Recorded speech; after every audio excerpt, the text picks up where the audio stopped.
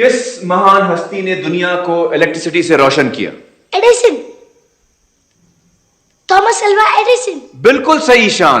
आप लोगों को अभी तक ये तो पता चल ही गया होगा कि इलेक्ट्रिक बल्ब का आविष्कार American scientist Thomas Alva Edison ने किया था। एडिसन सिर्फ साइंटिस्ट ही नहीं बल्कि एक जीनियस भी था, जिसके नाम पे 3000 से भी ज्यादा पेटेंट है। तो दोस्तों, आज हम जानेंगे कि वो कौन था जो इस जीनियस को भी इस मामले में पीछे छोड़ चुका था।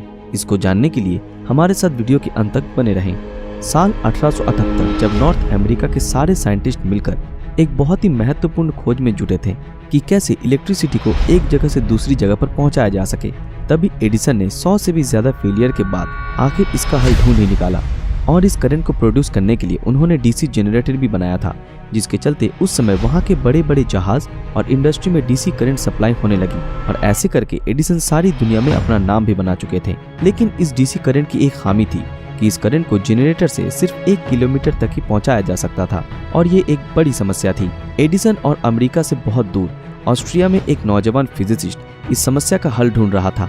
उसका नाम था निकोला टेस्ला। टेस्ला उस समय उनके बनाए हुए नमूने को पेश करने के लिए खुद अमेरिका पहुंच गए, जिससे कि एडिसन को वो ठीक से डेमोन्स्ट्रेट कर सके।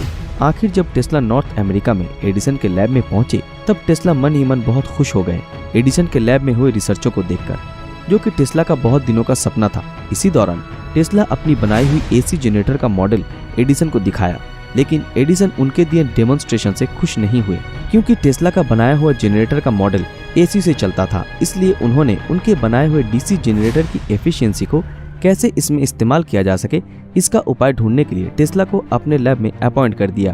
पर उनके इस फैसले से टेस्ला निराश हो गए, मगर फिर भी कुछ न कहते हुए अपनी बनाई हुई मॉडल को कैसे और डेवलप किया जा सके और उस प्रॉब्लम का हल किया जा सके, इसमें जुट गए और एडिसन के इन्वेस्टर और मैनेजर को अपनी टेक्निक के बारे में समझाया। पर एडिसन को ये बात मालूम चलते ही उन्होंने टेस्ला का सभी टीम मेंबर्स के सामने अपमान किया और टेस्ला के द्वारा बनाई मॉडल को सरासर बेबुनियाद और बकवास साबित करने लगे। टेस्ला उसी वक्त बिना सोचे एडिसन की कंपनी से निकल पड़े और अपनी बनाई हुई थ्योरी और मॉडल से कैसे एडिसन और उसकी टीम को गलत साबित किया जा सके, इसकी खोज में जुट गए। पर उस समय ये सब करना टेस्ला के लिए बहुत ही कठिन था, क्योंकि न्यूयॉर्क सिटी और नॉर्थ अमेरिका के हर एक शहर में एडिसन बहुत ही मशहूर और एक अलग पहचान बनाए हुए थे।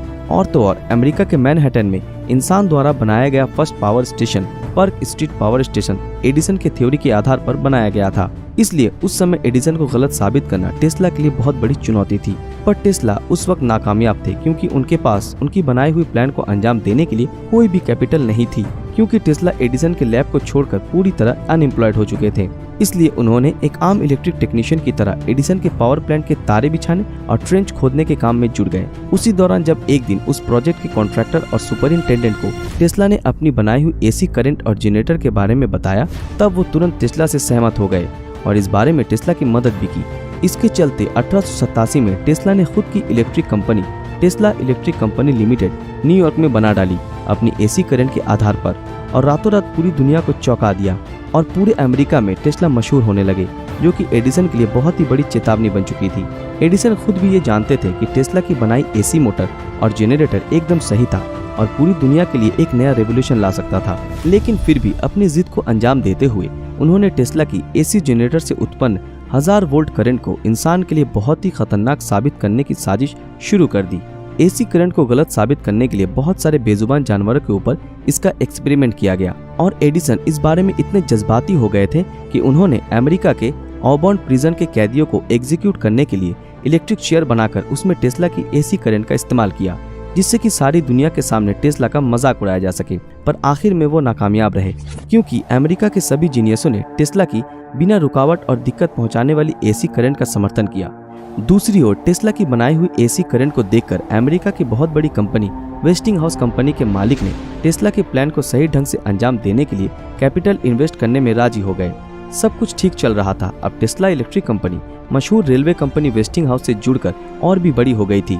इसी वक्त नॉर्थ अमेरिका के सबसे मशहूर नायग्रा फॉल्स पावर कंपनी इसी खोज में जुटी थी कि कैसे नायग्रा फॉल्स में हर सेकंड में 225 क्यूबिक फीट गहराई में गिरने वाली पानी की शक्ति को इस्तेमाल करके ज्यादा इलेक्ट्रिक प्रोड्यूस किया जा सके, जिससे कि हर साल मिलियन टन कोयले की बचत की जा सकती है। तब उन्होंने एडिसन कंपनी के इन्वेस्टर जेपी मॉर्गन कंपनी को ये डील दिया। तब कंपनी के मालिक ने इस मामले में टेस्ला की बनाई हुई एसी करंट को ही ज्यादा बेहतर समझा, इसलिए एडिसन के डीसी जनरेटर और डीसी करंट को उन्होंने नायग्रा कमीशन में पेश नहीं किया और एडिसन कंपनी के साथ जुड़े सारे डील कैंसिल करके टेस्ला की बनाई हुई मॉडल को एक्सेप्ट किया।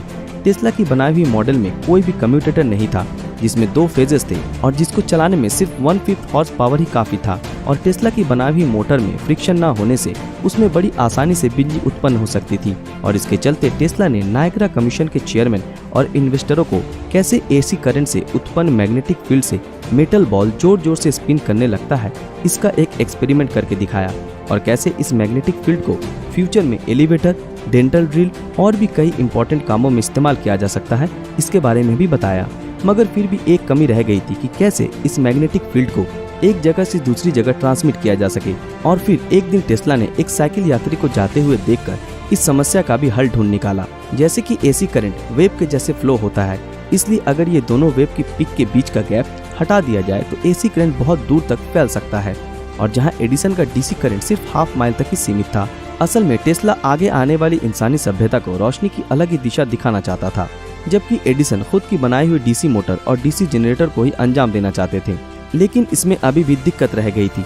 टेस्ला का एसी करंट 1000 वोल्ट होने के नाते इंसान के लिए बहुत ही खतरनाक हो सकता था, इसलिए उन्होंने यूरोपियन इंजीनियर द्वारा बनाए गए स्टेप डाउन ट्रांसफार्मर के बारे में एक जर्नल में पढ़ा। ट्रांसफार्मर एक ऐसी चीज है जिससे कि बड़ी आसानी से 1000 वोल्ट एसी करंट को सिर्फ 110 वोल्ट में ट्रांसफॉर्म करके बड़ी आसानी से इस्तेमाल किया जा सकता है और जो बिल्कुल खतरनाक नहीं है। पर इस ट्रांसफार्मर को एसी करंट में अंजाम देने के लिए टेस्ला को और भी ज्यादा कैपिटल की जरूरत हो पड़ी और ठीक उसी समय टेस्ला के इन्वेस्टर वेस्टिंगहाउस कंपनी के पास एक नोटिस आया हेनरी बाइलैबी कमीशन की तरफ से, जिन्होंने एडिसन द्वारा बनाए डीसी करंट थ्योरी को लीगली गलत साबित करने का दावा रखते हुए और उसकी जगह टेस्ला की एसी करंट को इस्तेमाल करने के लिए बहुत भारी रकम का जुर्माना लगाया और टेस्ला की एक्सपेरिमेंट और रिसर्च के लिए लाइसेंस फीस की रकम भी बहुत ज्यादा बढ़ गई थी, जिसको वेस्टिंगहाउस कंपनी को चुकाना पड़ा और इसके चलते टेस्ला के इन्वेस्टर वेस्टिंगहाउस कंपनी पूरी तरह बैंकरप्ट हो गई। जिसी दौरान टेस्ला की बनाई हुई मॉडल का और एसी करंट को ट्रांसफार्मर के जरिए ट्रांसफॉर्म करने के एक्सपेरिमेंट का खर्च उठाने में वो नाकामयाब रहे और टेस्ला ने खुद मायूस होकर अपनी रिसर्च को छोड़ दिया और पूरी तरह मानसिक बीमारी का शिकार हो गए, जिससे आज हम OCD यानी ऑब्सेसिव कंपल्सिव डिसऑर्डर के नाम से जानते हैं। इसी बीमारी के साथ टेस्ला कुछ सालों तक न्यूयॉर्क के एक होटल में रह रहे थे, जिस दरमियान 1943 में टेस्ला का देहांत हो गया और उस समय पूरी दुनिया के सामने एडिसन के डीसी करंट को इलेक्ट्रिक का इकलौता और जरूरतमंद घोषित किया जा रहा था। मगर उसके तकरीबन 1 सेंचुरी बाद अमेरिका के कुछ इंजीनियरों ने टेस्ला के बनाए हुए थ्योरी को आजमाया और एसी करंट को अंजाम दिया, जो आज भी हर रोज हम इस्तेमाल कर रहे हैं। तो दोस्तों, आखिर में जीत टेस्ला की ही हुई। इन दोनों जीनियसों के बीच की लड़ाई में टेस्ला पहले भी खुद को सटीक और विजेता साबित कर चुके थे, मगर उनकी बदकिस्मती उनको तभी भी दुनिया की नजरों में छुपा कर रखा। पर वो कहते हैं ना, सच आके नजर आ ही जाता है। आज के समय में टेस्ला को सभी जानते हैं, जिसकी बनाई हुई एसी करंट वर्तमान समय के लिए एक वरदान स्वरूप है और आज के समय में 99% इलेक्ट्रिसिटी एसी है। दोस्तों, आज के लिए बस इतना ही। आशा करते हैं आज की हमारी ये वीडियो आप लोगों को पसंद आई हो। अगर आप ऐसे ही और रोमांचक वीडियो देखना चाहते हो तो हमारे इस चैनल को सब्सक्राइब करके बेल आइकन ऑन कर दें, ताकि जब भी कोई नई वीडियो आए आप तक नोटिफिकेशन पहुंच जाए। अगर ये वीडियो आप लोगों को अच्छा लगा तो इस वीडियो को लाइक, कमेंट और ज्यादा से ज्यादा शेयर जरूर करें। तो मिलते हैं आपके साथ अगले वीडियो में, तब तक के लिए अलविदा।